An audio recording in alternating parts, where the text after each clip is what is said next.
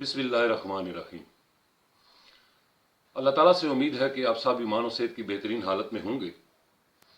Viewers, आज 27 दिसंबर का दिन है और ये दिन इस हवाले से हमारी तारीख में याद रखा जाएगा कि पाकिस्तान की 2 दफ़ा वज़ीर आज़म रहने वाली बेनज़ीर भुट्टो 27 दिसंबर 2007 को कत्ल कर दी गई थी।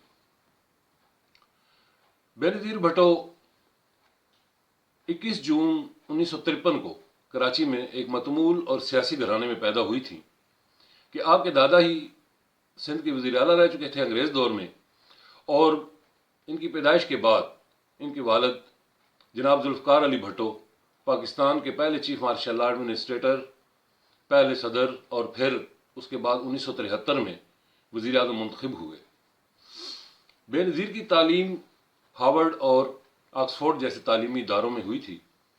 वो ऑक्सफोर्ड स्टूडेंट यूनियन की सदर भी रही थी, और जब इनके वालिद 1977 में ज़ियाउल हक के मार्शल लॉ के नतीजे में गिरफ्तार हुए, उस वक्त बेनज़ीर मुल्क वापस आईं और ज़िंदगी के बहुत सारे नशेब व फराज देखे। इस दौरान जनाब ज़ियाउल हक के मार्शल लॉ के दौर में वो बहुत दफ़ा गिरफ्तार हुई।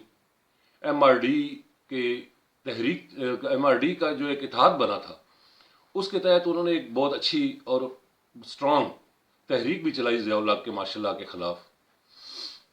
लेकिन इस दौरान पीपल्स पार्टी पर जो उनकी गिरफ्त थी वो कमज़ोर होती चली गई। कई हवालों से कई बड़े बड़े लीडर पीपल्स पार्टी को छोड़ के चले गए। गुलाम मुस्तफ़ा खर, गुलाम मुस्तफ़ा जिलानी, जो सिंध के एक बहुत बड़े ज़मींदार घराने और बहुत ही बड़ी सियासी शख्सियत थे, वो पीपल्स पार्टी को छोड़ के चले गए, जिसकी वजह से पीपल्स पार्टी निस्बतन भुट्टो के दौर की निस्बत कमज़ोर होती चली गई। लेकिन इसके साथ साथ एक खातून होने के हवाले से और पाकिस्तानी सियासत जहाँ मेल डोमिनेशन है, वहाँ पे बेनज़ीर भुट्टो को ख़वातीन के हवाले से खुसूसन और वैसे भी सपोर्ट भी मिली। और जब ज़ियाउल हक त्यारे के हादसे में शहीद कर दिए गए और 1988 का इलेक्शन आया, तो बेनज़ीर भुट्टो पहली दफ़ा पाकिस्तान की वज़ीर आज़म मुंतखब हुई, और उन्हें यह एजाज़ भी हासिल था कि किसी भी इस्लामी मुल्क जहाँ मुसलमानों की अक्सरियत थी, वो पहली खातून वज़ीर आज़म थी। यह भी एजाज़ उन्हें हासिल हुआ। लेकिन उनकी हुकूमत 2 साल ही चल सकी और 90 में उनकी हुकूमत को बर्खास्त कर दिया गया। दोबारा 1993 में वो बरसर इक़्तिदार आई, लेकिन ये हुकूमत भी नाज़रीन सिर्फ 2-2.5 साल ही चल सकी, और इस दफ़ा उनकी हुकूमत जो बहुत वाज़े तौर पे करप्शन के चार्जेस पे निकाली गई, खुद उन पे भी करप्शन के चार्जेस लगे, लेकिन ज़्यादा बड़े जो चार्जेस थे वो इनके खामन जो जनाब आसिफ अली जरदारी पे जो चार्जेस लगे, उसके नतीजे में इनकी गवर्नमेंट ख़त्म हुई। और उस ज़माने में जनाब जरदारी 10% के नाम से मशहूर हो गए थे। इस हद तक ये चार्जेस मशहूर हो गए थे। और इस जो दूसरी दफ़ा गवर्नमेंट गिराई गई, इसमें इसको गिराने में जो सबसे अहम किरदार रहा वो जनाब काजी हुसैन अहमद अमीर जमात इस्लामी पाकिस्तान का रहा। और गो के जो बेनज़ीर गवर्नमेंट के ख़िलाफ़ मुजाहरे और तहरीक का आगाज़ तो जुलाई से ही हो गया था। साहब ने 1 महीने की तैयारी के बाद 27 अक्टूबर में तहरीक का आगाज़ किया, और 27 अक्टूबर को एक धरना हुआ, बहुत बड़ा धरना हुआ, कि जिसके नतीजे में बेनज़ीर की गवर्नमेंट ख़त्म हुई। और इस धरने के दौरान गवर्नमेंट की तरफ से बहुत ज़्यादा तशद्दुद भी किया गया। रावलपिंडी में कई लोग शहीद हुए और ख़ुद काजी साहब पे भी तशद्दुद किया गया। लेकिन इसका नतीजा ये हुआ कि बेनज़ीर गवर्नमेंट ख़त्म हो गई। इसके बाद वो सेल्फ एग्जाइल पे चली गई, और फिर नवाज शरीफ की गवर्नमेंट के बाद जनाब मुशर्रफ का एक तवील मार्शल लॉ आया। इस मार्शल लॉ के इख्तिताम से पहले ही बेनज़ीर भुट्टो वापसी की तैयारियों में थी कि सन 2008 के इलेक्शन वो लड़ना चाह रही थी।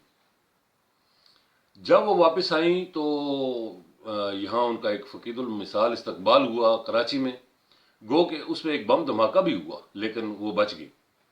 लेकिन इसी दौरान जब वो रावलपिंडी में तशरीफ़ लाईं, तो रावलपिंडी में उन पर एक कातलाना हमला हुआ, جس سے وہ جانبر نہ ہو سکیں، اور 27 دسمبر 2007 کو وہ اس دنیا جہانی سے رخصت ہو گئی۔ ناظرین، بے نظیر بھٹو کا دور کنٹراورسیز کا دور رہا ہے۔